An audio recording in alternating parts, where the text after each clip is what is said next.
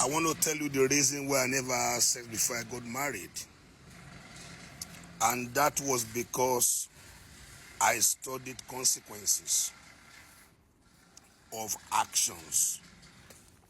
Because I remember when I was growing up, before I gave my life to Jesus, I played disco a lot, I danced with a lot of girls, I do a lot of rubbish.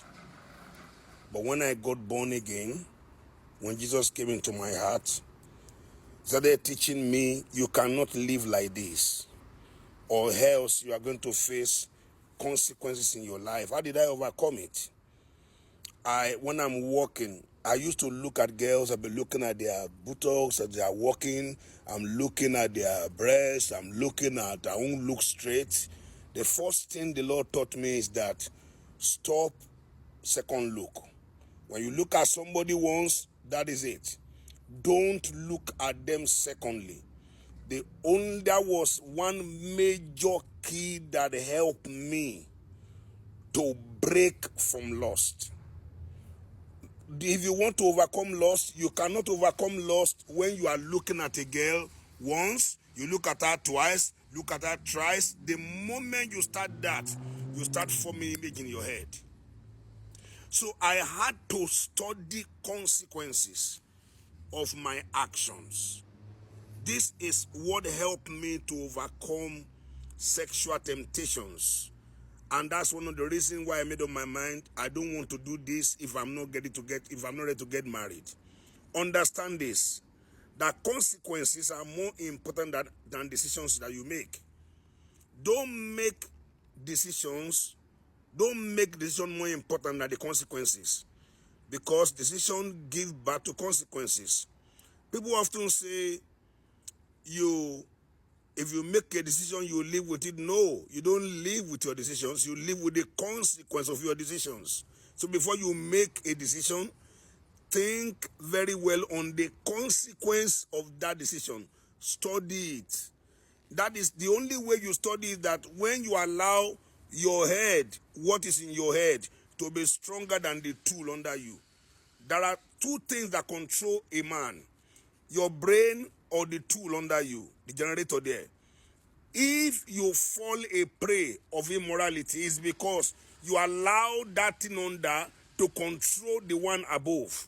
God gave you this one bigger like this, eyes with eyes and thinking, more than that thing under you. If that's why Joseph ran away from Potiphar's wife when she opened her laps, because this one was stronger than the one under. And I want to encourage young people, don't just make decisions. I'm going to sleep with it, I'm going to sleep with that. You are destroying your destiny and your glory without knowing. Let me tell you the truth. Tell me any boy, tell me any guy that is just sleeping around with all manner of people, they never become anybody in life. You will exchange your glory. Let me tell you this truth here. These are the things that make me not to do any rubbish with any lady after I got born again. When you sleep with somebody, what is in you going to them? What is in them coming to you? You never stand up as the same person if they are not your wife. Something must be taken from you. It may be your glory, who you are meant to be tomorrow. And that is why you need to study consequences. Because when you remember those that are children before wedlock, sometimes you don't go to school.